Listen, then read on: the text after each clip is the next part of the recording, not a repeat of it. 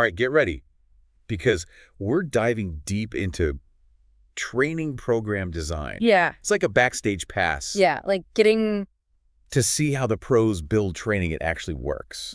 And you can walk away and actually use these tools to design your own training. Exactly, whether it's for your team, clients, or even just yourself. Absolutely. We're going to break down 2 key documents: the program design template Okay. and the rubric. All And right. the template is like your step-by-step blueprint, I like that, the blueprint. and the rubric is like your quality checklist Keeps you on track. to make sure you're on track. Love it. So let's start with the template. Okay. The first section is the project overview.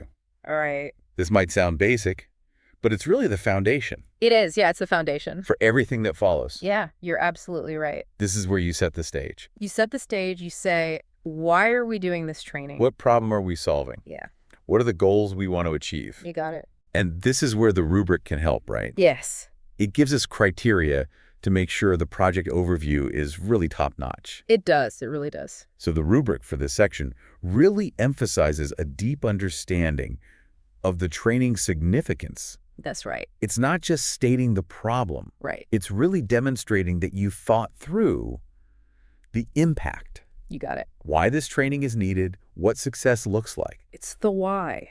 So, for example, if we're creating a training program on, let's say, communication skills Okay. for project managers, Right. we wouldn't just say project managers need better communication. Exactly. We'd want to go deeper. much deeper. Yeah. What challenges are they facing? That's it. How are those impacting project outcomes? Yeah. What are the costs of this? What's the cost of poor communication? What's the impact? Yeah.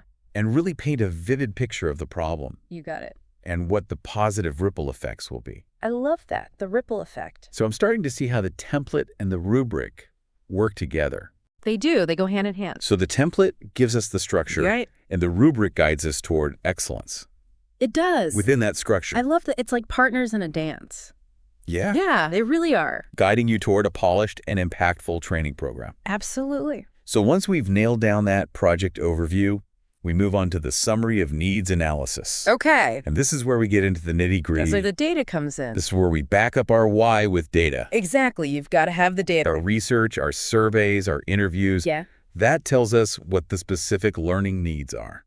It all comes together there. And the rubric for this section highlights, clearly highlighting Yes. the main skill gaps, learning needs, and organizational goals. That's right.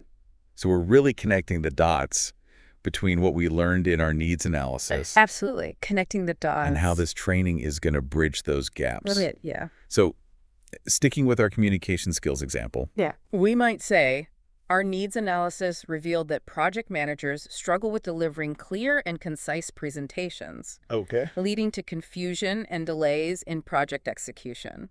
that's it. That's great. So we're clearly stating a skill gap Yeah. that we identified through our needs analysis. It's all linked together. And we're linking it to an impact on the organization. Absolutely. But I think this is where a lot of people get tripped up. Yeah, it's tempting to just throw data in there. It can be tempting to just throw in a bunch of data Right. without really connecting it. And you got to tell the story. Yeah, without connecting it to the bigger picture. Absolutely. So the key here is to be selective and strategic with the data. Yeah, be selective. Choose the findings that really support your case The strongest finding. and present them in a clear, concise, and compelling way. It's a data story. It's like telling a data-driven story. That's exactly it. And of course, the rubric's there to guide us, reminding us to clearly highlight It is. those key findings. Yeah.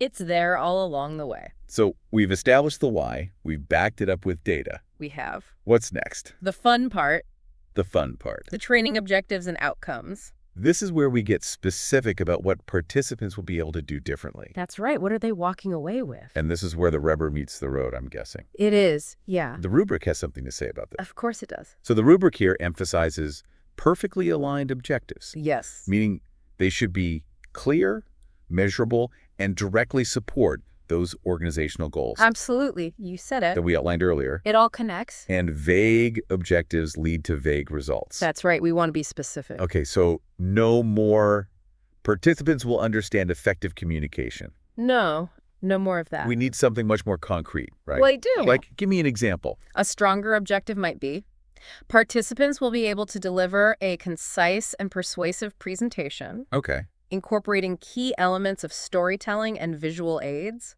Oh, wow. as assessed through a peer-evaluated presentation exercise. Okay, that's very specific. It's much more specific. And I can actually picture people doing that. I can too. And it ties back to those challenges that we talked about before. Yeah, it all comes full circle. And it's measurable. It is, exactly. We can observe the presentations, we can gather feedback, Yeah, and determine if they achieve the objective. that's it. I'm starting to feel really empowered here. You should.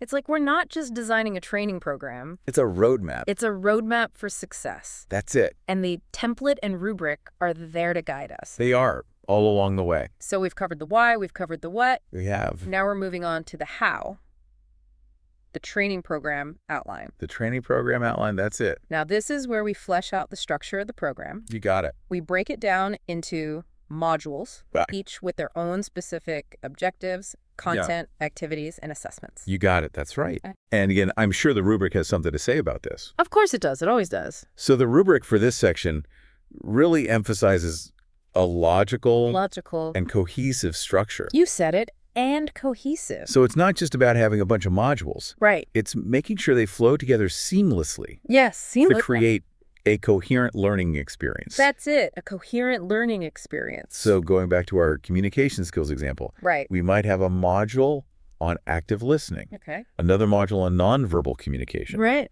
and then one on delivering compelling presentations. Okay. Each one building on the last. I like that. Building on the last one. And then within each module, we've got to think about the content, the activities, We do. It's all got to come together. the assessments. Yeah. This is where it gets really exciting. It does. This is the fun part. We get to be creative design activities Yes. This is where you bring it to life. to really bring the training to life. That's right. And this is where we think about how to make it engaging. Yeah, because no one wants to sit through a boring training. No one. We've got our solid structure from the template. Right. We've got our quality guideposts from the rubric. We do. Now it's time to bring it to life Yeah. with energy, creativity That special something. that makes people want to learn. It's got to be engaged. And that's where understanding your audience is so important. It is. You got to know who you're talking to. What makes them tick? Yeah. What are their interests? What are their learning style? your pain points? What are their pain points? Yeah. The more you know about your audience, Right. the better you can tailor your program To meet those needs. to meet their needs and keep them engaged. You got it. So it's like we're detectives Kinda. Yeah. gathering intel on our learners Oh, are? so we can design an experience that really resonates with them. Exactly. It's got to resonate. And even though the rubric is focused on that structure, it still points us in the right direction here. it does. When it talks about that logical and cohesive flow, It does. that applies to engagement too. It does. The activities that you choose, Yes. the way you present content, All of that. all of that should keep those learners hooked. Absolutely. Okay, so let's get specific. All right. What are some ways we can make this training engaging? Okay, let's go back to our example. Let's go back to communication skills. Instead of just lecturing about active listening, Yeah. how about a role-playing scenario Okay. where participants practice those skills Oh, in real time. in real time? I like that. Or a video analysis activity Oh, wait. where they critique presentations Interesting. and identify what's effective and ineffective. I love these ideas. Yeah, you got to get them doing things. It's moving beyond passive learning, It is. and it's making it much more memorable. Yes, exactly. And don't forget the power of storytelling. Oh, storytelling is so powerful. Weaving in real-life examples, case studies, It brings it to life. maybe even personal anecdotes. Yeah, make that connection. It really brings the content to life It does. and helps people connect with it on a deeper level. And they remember it. Stories are so powerful. They are. They help us make sense of information, They do. relate to it emotionally, and remember it long after the training is over. That's the goal.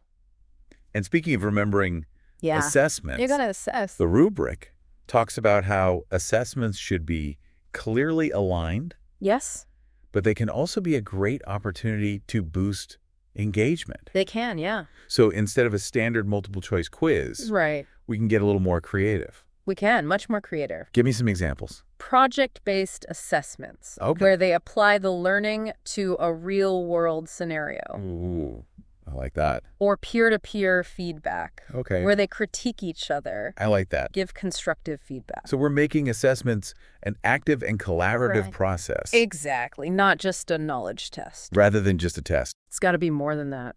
This is all making so much sense. Good. We're using the template to structure our program. Yes. The rubric to ensure quality. Yes. And our own creativity to bring it all to life Right. in a way that's informative and engaging. It all comes together. And don't underestimate the power of a positive learning environment. Oh, that's huge. The human The element. human element, you got it. Creating a space where people feel safe to ask questions. Yeah. Share their perspectives. Safe to make mistakes. Even make mistakes. Yeah. Because everyone learns best when they feel comfortable and supported. That's right. Psychologically safe. And that's something we as facilitators play a big role in. You do, a huge role. Our enthusiasm, our passion, It's contagious. our genuine care for the learners Yeah. can make all the difference. You really can. Okay, so we've talked about the template, our blueprint, Right. the rubric, our quality checklist, Yes. our creativity to design engaging experiences. But now let's really zoom in on that rubric Okay. and see how we can hit those exemplary marks.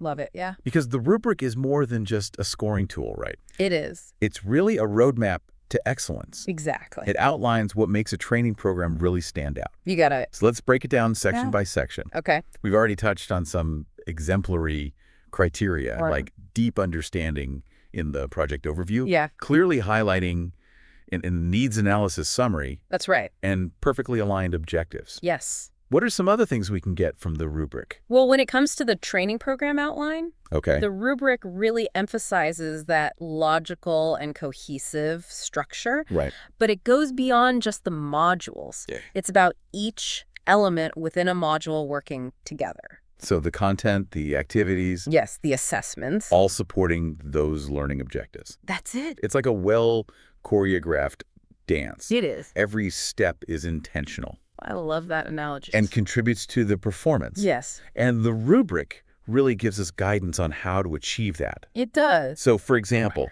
under activities, Yeah, okay. it mentions interactive and engaging activities Right. that cater to different learning styles Absolutely. and promote active participation. You got So it's not just throwing in a few group discussions. Yeah. We got to be intentional about choosing activities. Yeah. You got to think it through. Cater to different learning preferences. Yes. Encourage collaboration. Collaboration, yeah. Keep people actively involved. You got it. And the same goes for assessments. It does. The rubric for exemplary assessments Okay.